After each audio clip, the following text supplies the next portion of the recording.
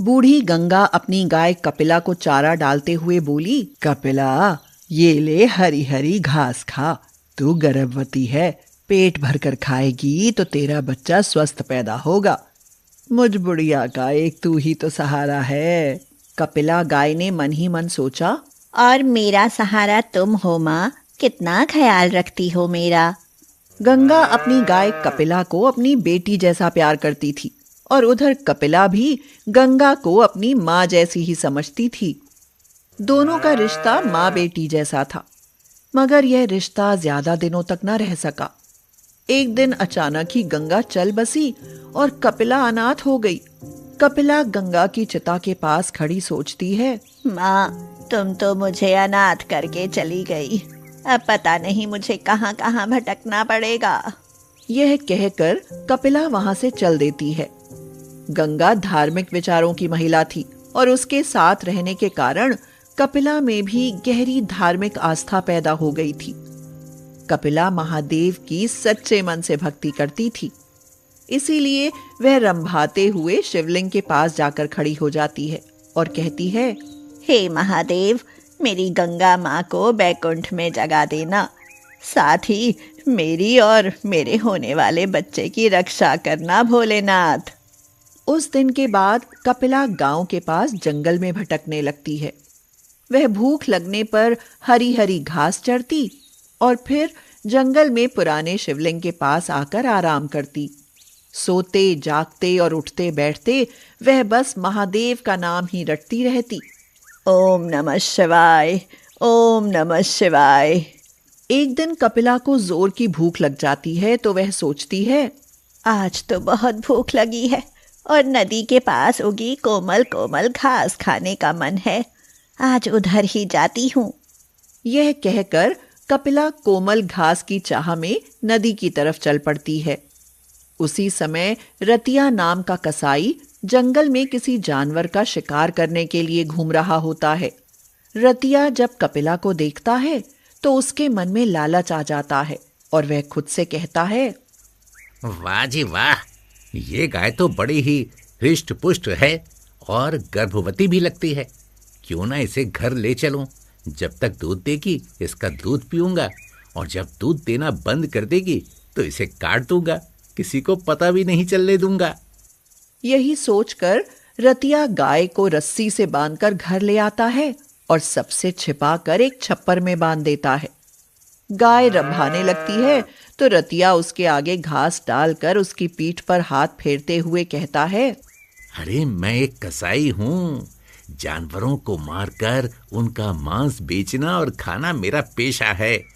पर याद रख, तू जब तक मुझे दूध देती रहेगी मैं तुझे नहीं मारूंगा। कसाई की यह बात सुनकर कपिला बहुत घबरा जाती है, मगर फिर मन को तसल्ली देते हुए खुद से कहती है, अरे भले यह आदमी कसाई है, मगर फिर भी जब तक मैं इसे दूध देती रहूंगी यह मुझे नहीं मारेगा, इसीलिए मैं इसकी बात पर भरोसा कर लेती हूँ। यही सोचकर कपिला शांत भाव से कसाई के घर रहने लगती है। कसाई कपिला की खूब सेवा करता और उसे पौष्टिक आहार देता। इस कारण कुछ ही दिनों में कपिला की सेहत और भी अच्छी हो जाती है। यह देख कपिला खुश होती है और मन ही मन सोचती है, यह कसाई तो मेरा बहुत ख्याल रखता है। जब मेरा बच्चा जन्म लेगा और मेरे थनों में दूध उतरेगा तब मैं इस कसाई को दोनों वक्त बाल्टी भर भर के दूध दूंगी। हाँ, मगर रतिया एक कसाई था और इसी कारण उसे हर जानवर में बस मांस ही दिखता था। वह अपने घर कोई जानवर पालता भी था तो उसे काटने के लिए ही पालता था। एक दिन उसके पास मांस का एक बड़ा ऑर्डर आता है तो वह कपिला की ओर देखते हुए कहता है, क्यों ना इस गाय को काट कर बेच दूं। अरे किसे पता चलेगा कि मांस गाय का है या जंगली भैंसे का। यही सोचकर कसाई कपिला को काटने के लिए तैयार हो जाता है और कपिला थर थर कांपते हुए महादेव को याद करती है और कहती है, हे महादेव, मैंने तेरी मन से भक्ति की है, मेरी भक्ति की लाज रखो भगवान, और इस कसाई से मेरी और मेरे गर्भ में पल रहे मेरे बच्चे की रक्षा करो। कपिला के यह कहते ही शिवलिंग से एक नाग निकलता है और कसाई के घर प्रकट हो उसे डस लेता है। हाय हाय, नाग ने डस लिया मुझे। अरे, गाय को काटने की बात सोचकर बहुत बड़ा पाप किया मैंने। भगवान ने मुझे मेरे उसी पाप की सजा दी है। हाय रे। यह कहते हुए कसाई वहीं मर जाता है और महादेव के चमत्कार से कपिला कसाई की कैद से आजाद होकर जंगल की ओर चली आती है और कहती है, हे महादेव, तूने मेरे और मेरे बच्चे के प्राण बचाकर हम पर बहुत बड़ा उपकार किया है। उस दिन के बाद कपिला जंगल में ही रहने लगती है। धीरे धीरे बच्चे को जन्म देने का समय निकट आता है तो कपिला का घूमना कम होता जाता है। वह एक पेड़ के नीचे आराम करती और उसी के आसपास चर लेती। वह हर समय अपने होने वाले बच्चे के बारे में सोचती रहती और कहती, मुझे बेटा हो या बेटी, मैं अपने बच्चे को बहुत प्यार दूंगी। अपने बच्चे के साथ खेलूंगी और उसे भी महादेव की भक्ति के लिए प्रेरित करूंगी। एक दिन कपिला घास चरने जाती है तो उसे प्यास सताने लगती है। मुझे तो बहुत प्यास लगी है, पर थक भी तो गई हूँ। फिर नदी पर पानी पीने तो जाना ही पड़ेगा। यही कहकर कपिला नदी पर पानी पीने के लिए चली जाती है और जब वह पानी पी रही होती है तो अचानक ही उस पर एक भूखे बाघ की नजर पड़ जाती है। बाघ कहता है, वाह, आज कई दिनों के बाद कोई बड़ा शिकार मिला है। बहुत भूखा हूँ, अब तो इसे खाकर ही पानी पीऊंगा।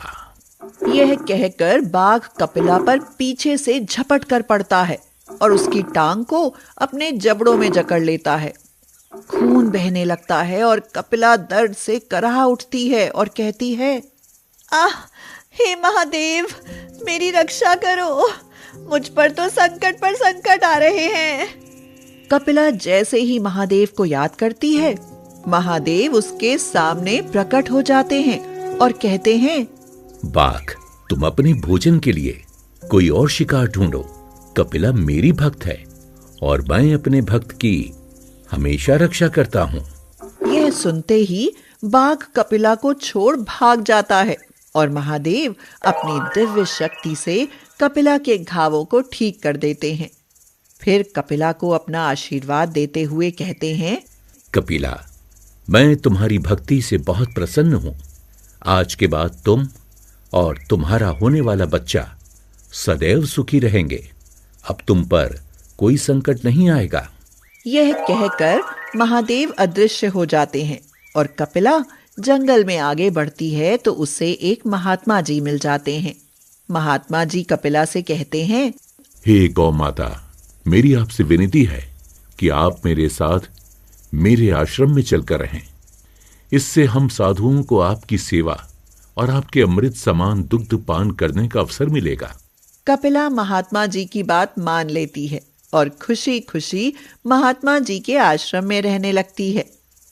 कुछ दिन बाद वह बहुत ही सुंदर बछड़े को जन्म देती है और इसी खुशी में आश्रम में उत्सव मनाया जाता है। इस पर कपिला खुश होकर महादेव का धन्यवाद करते हुए कहती है, हे महादेव, तेरी कृपा से मुझे संत महात्माओं का साथ मिल गया। यहाँ मैं और मेरा बच्चा बहुत खुश रहेंगे। उस दिन के बाद कपिला और उसके बच्चे पर कोई संकट नहीं आता। वे दोनों संतों के सानिध्य में सदैव ईश्वर भक्ति में लीन रहते हैं। गोपाल अपनी गाय नंदिनी का पूरा ख्याल रखता था। गोपाल की छोटी बहन आशा और गोपाल नंदिनी को गौ माता कहकर बुलाते थे और खुद की मां के समान आदर भी करते थे। जैसे ही सुबह की बेला होती, नंदिनी जोर जोर से रंभाने लगती। सुबह सुबह नंदिनी के रंभाने की आवाज सुनकर गोपाल जागता है और कहता है, लो, लगी रंभाने सुबह सुबह। अरे, इसे मुझसे पहले मंदिर जाने की पड़ जाती है। नंदिनी के रंभाने के साथ ही गोपाल जग जाता। फिर नंदिनी को नहलाता और खुद भी नहाता। नहा धोकर मंदिर जाता तो गाय भी उसके साथ साथ मंदिर जाती। गोपाल जब तक मंदिर में दुर्गा माँ के दर्शन करके लौटता, नंदिनी आसपास घास चरती रहती और फिर मंदिर की सीढ़ियों के पास खड़ी होकर रंभाने लगती, मानो वह भी दुर्गा माँ की स्तुति करती हो। क्यों री नंदनी, कर ली दुर्गा माँ की भक्ति, अब घर चलें क्या? गोपाल और आशा दोनों भाई बहन की नजर हमेशा नंदनी पर ही टिकी रहती थी। उनका दिन नंदनी को चारा पानी देने और उसके लाड लड़ाने में ही बीतता था। भैया, हमारा घर नंदिनी के कारण ही चलता है। देखो ना, जब से इसने दूध देना बंद किया है, घर में आमदनी कितनी कम हो गई है। अरे तू चिंता क्यों करती है पगली, बस 2-3 महीने की ही तो बात है, घर में फिर से दूध की नदियां बहने लगेंगी। गांव के धन्नू लाला और उसकी पत्नी सरला की नजर काफी दिनों से गोपाल की गाय पर टिकी थी। वे शहर में एक डेयरी चलाते थे और इसीलिए उन्हें आए दिन नई नई गायें खरीदने की जरूरत होती थी। मैं तो कहूँ किसी भी तरह गोपाल की गाय खरीद लो, दोनों टाइम बाल्टी भर भर के दूध देती है। अरे सरला, कसम रुपए पैसे की, वो गाय तो मुझे भी बहुत पसंद है और अब मैं उसे गोपाल से लेकर ही रहूंगा। एक दिन गोपाल अपनी गाय के साथ दुर्गा माँ के मंदिर से घर लौट रहा होता है तो अचानक ही धन्नू लाला उसके रास्ते में आ जाता है। कसम रुपए पैसे की, क्यों बे गोपाल, तेरी गाय 7 महीने की गर्भवती है ना? हाँ लाला जी। तो तू उसे मुझे बेच दे, कसम रुपए पैसे की, अच्छा दाम दूंगा तुझे।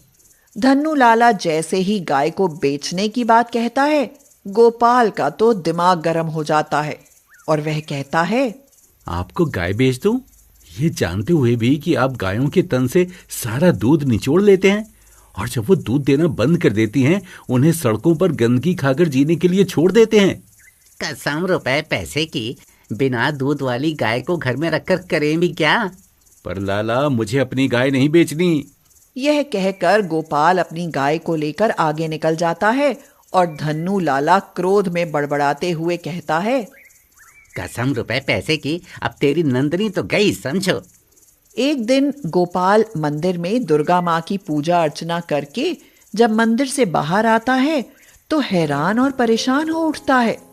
अरे नंदनी कहाँ गई? इस समय तो वो हमेशा यहाँ मंदिर की सीढ़ियों के पास खड़ी होती थी। अरे गोपाल बेटा, इतना परेशान मत हो, अरे यहीं आसपास चल रही होगी कहीं, जा ढूंढ ले उसे। गोपाल नंदिनी को मंदिर के आसपास सब जगह ढूंढता है मगर नंदिनी कहीं दिखाई नहीं देती। कहाँ चली गई अचानक? पहले तो कभी ऐसा नहीं किया। आशा को जब नंदिनी के अचानक ही खो जाने के बारे में पता चला तो उसकी आंखों से आंसू निकल पड़े। वह बोली, भैया, मैं नंदिनी के बिना नहीं रह सकती, मुझे नंदिनी चाहिए, उसे कहीं से भी ढूंढ कर लाओ। तुम रो मत बहन, हमारी नंदिनी हमें जरूर मिल जाएगी। एक के बाद 2 और 2 के बाद 4 कई दिन बीत जाते हैं मगर नंदिनी का कहीं पता नहीं चलता। आशा नंदिनी की चिंता में खाना पीना ही छोड़ देती है। आशा, कुछ खा लो बहन, यूं कब तक भूखी रहोगी? मैं क्या करूं भैया, मुझे भूख ही नहीं लगती, हर समय नंदिनी की याद आती रहती है। उसे तो मैं भी नहीं भूल पाता, पता नहीं कहाँ और किस हाल में होगी हमारी नंदिनी। एक दिन गोपाल नंदिनी को ढूंढने जाता है तो धन्नू लाला उस पर हंसने लगता है और कहता है, कसम रुपए पैसे की, गोपाल बेटा, सुना है कि तेरी नंदिनी घर से भाग गई है। नंदिनी के बारे में ऐसा मत बोलो लाला, मैंने उसे अपनी माँ का दर्जा दिया है। माँ का दर्जा? पर उसने तो तुझे बेटे का दर्जा नहीं दिया ना, अगर देती तो क्या ऐसे भागती भला हैं? नंदिनी घर से क्या गई, घर सूना ही हो गया। आशा का हाल बेहाल हुए जा रहा था और गोपाल का मन भी नंदिनी के बिना हमेशा उचाट रहता था। अब बेटा गोपाल, ऐसे परेशान होने से क्या हासिल होगा? अगर नंदिनी कहीं भी नहीं मिल रही तो पुलिस थाने में रपट लिखा दे, हो सकता है पुलिस उसे ढूंढ ले। अब तो बस माँ दुर्गा का ही भरोसा है पुजारी चाचा। पुलिस गाय ढूंढे ना ढूंढे, पर दुर्गा माँ उसे अवश्य ढूंढ लाएगी। अगर तुझे दुर्गा मैया पर इतना ही विश्वास है बेटा, तो देखना माँ तेरा भरोसा कभी टूटने नहीं देगी। यही सोचकर गोपाल हाथ जोड़कर माँ दुर्गा से प्रार्थना करता है हे माँ, मेरी नंदिनी पता नहीं किस हाल में है। उसकी रक्षा करना माँ, और उसे वापस लौटा लाना। आशा भी भूखी प्यासी हार थक कर रोते हुए माँ दुर्गा के चरणों में गिर पड़ती है और कहती है, हे माँ, जब तक हमारी नंदिनी घर वापस नहीं आएगी मैं अन्न जल ग्रहण नहीं करूंगी। हमारी नंदिनी को ले आओ ना माँ, ले आओ। आशा और गोपाल का नंदिनी के प्रति ऐसा गहरा प्रेम भाव देखकर माँ दुर्गा बहुत प्रसन्न होती हैं और मूर्ति में से आवाज आती है, तुम चिंता मत करो मेरे बच्चों, तुम्हारी नंदिनी जल्दी ही घर वापस आ जाएगी।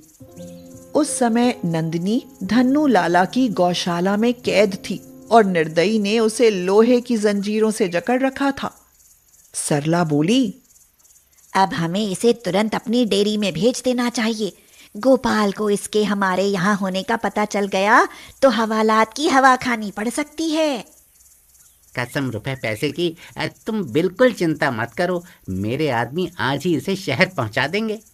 धन्नू लाला और उसकी पत्नी जैसे ही यह कहकर गौशाला से बाहर आते हैं, माँ दुर्गा अचानक से नंदिनी के सामने प्रकट होती हैं और उसे अपनी दिव्य शक्ति देती हैं।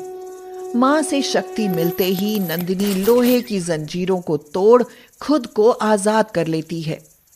सरला हैरानी से चिल्लाई, अरे यह क्या, गाय तो भाग रही है, उसे पकड़ो जी। जाएगी तो तभी ना जब मैं इसे जाने दूंगा। यह कहकर धन्नू लाला और उसकी पत्नी नंदिनी को वापस घेरने के लिए उसकी तरफ दौड़ते हैं, मगर नंदिनी उन्हें अपने सींगों पर उठाकर पटकने लगती है। हाय, मर गई, मेरी तो कमर ही टूट गई जी। हाय, पता नहीं अचानक इसमें इतनी ताकत कहाँ से आ गई। नंदिनी लाला की गौशाला से निकलकर गोपाल के घर की तरफ दौड़ने लगती है, मगर तभी बीच में मंदिर आ जाता है। नंदिनी वहां खड़ी होकर रंभाने लगती है। उसका रंभाना सुनते ही गोपाल भागते हुए आता है और कहता है, नंदिनी, नंदिनी, तू आ गई नंदिनी। फिर जैसे ही आशा को नंदिनी के लौट आने की खबर मिलती है, वह भी दौड़ते हुए आती है। आशा नंदिनी से लिपट कर कहती है, नंदिनी, मैं तो तेरे बिना मर ही गई थी। कहाँ चली गई थी तू नंदिनी, कहाँ चली गई थी? आशा यह कह ही रही थी कि तभी पीछे से धन्नू लाला और उसकी पत्नी गिरते पड़ते मंदिर के सामने पहुंच जाते हैं। उन दोनों के हाथ पैरों को लकवा मार गया था। हमें माफ कर दो गोपाल, हमने ही तेरी नंदिनी को चुराया था। हमने यह पाप किया है, इसीलिए तो दुर्गा मैया ने हमें लकवा का मरीज बना दिया। गोपाल एक बहुत ही भला आदमी था। उससे दूसरों का दुख देखा ना जाता था, इसीलिए उनको ऐसी बुरी हालत देखकर वह उन पर तरस खाने लगता है और कहता है, लाला, गौ माता की सेवा करने का व्रत लो और माँ दुर्गा से माफी मांग लो। हो सकता है कि माँ तुम्हें माफ कर दे। गोपाल के यह कहने पर धन्नू लाला और उसकी पत्नी दोनों माँ दुर्गा की मूर्ति के सामने लेटकर अपने पापों की माफी मांगते हैं और माँ दुर्गा की कृपा से उनका लकवा ठीक हो जाता है। फिर उस दिन के बाद से वे दोनों भी गोपाल की तरह सच्चे मन से गौ माता की सेवा करने लगते हैं।